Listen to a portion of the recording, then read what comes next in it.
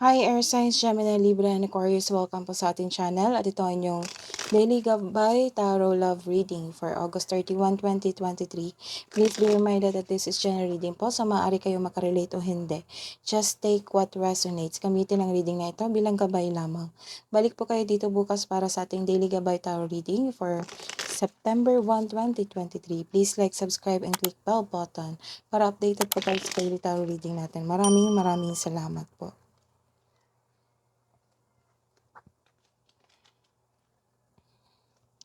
Spirit Guides, ano po ang ganap today para kay Air Signs, Gemini, Libra, and Aquarius ngayong August 31, 2023?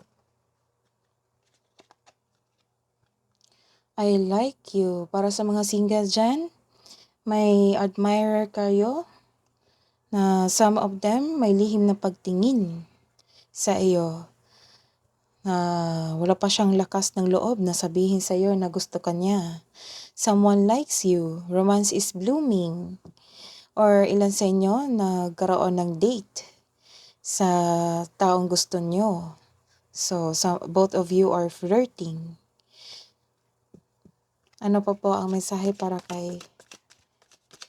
sa mga single na air signs, Gemini, Libra, and Aquarius? Some of you nagkaroon ng healing heart. Nag-decide kayo na i-heal ang iyong sarili dahil sa nagkaroon kayo ng heartbroken kayo sa past love nyo. Binigyan mo ng laya ang iyong sarili from the toxic relationship. So that is the step for maturity, air signs. Nagkaroon kasi kayo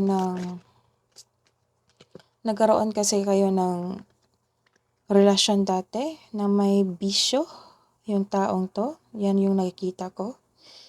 Nagkaroon din ng obsession sa iyong past love.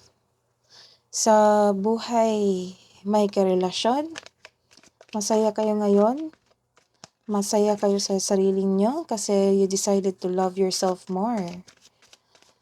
So, masaya kayo ngayong may karelasyon. Nagkaroon ng affection, attraction on each other.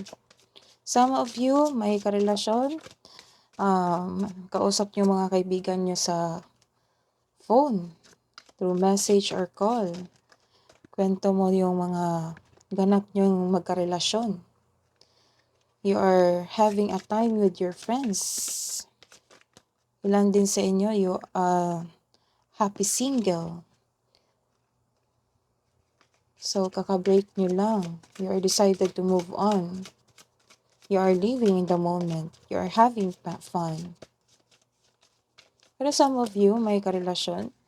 Masaya kayo, wala kayong problema.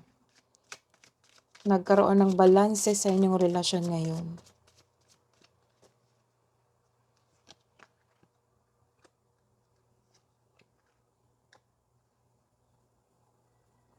So, this is the confirmation na nagkaroon kayo ng celebration or nagkaroon kayo ng date ng iyong bagong kapareha or bagong tao, bagong maliligaw.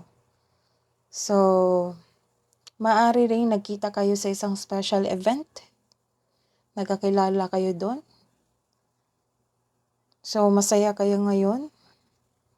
Ilan sa inyo may plano din na magkaroon ng date. So, interested na kayo magkaroon ng relasyon.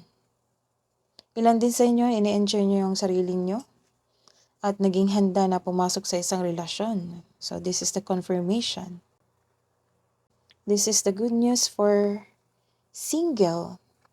This card tells you na the divine is offering you a new love. Yes, may parating na bagong pag-ibig or sinagot mo na itong taong to. This card asks you to be open sa pag-receive ng gift na ito dahil ito ay nakatadhana sa iyo. So, dapat open arms mo tanggapin.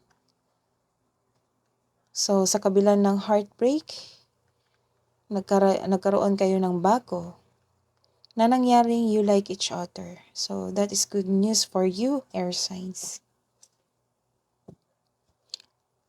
Let's see for the relationship sa mga couple natin dyan.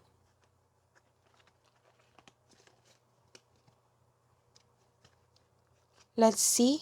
Message na po, Spirit Guides, para sa mga couple natin na air signs, Aries, Gemini, Libra, and Aquarius po. Kasama talaga siya.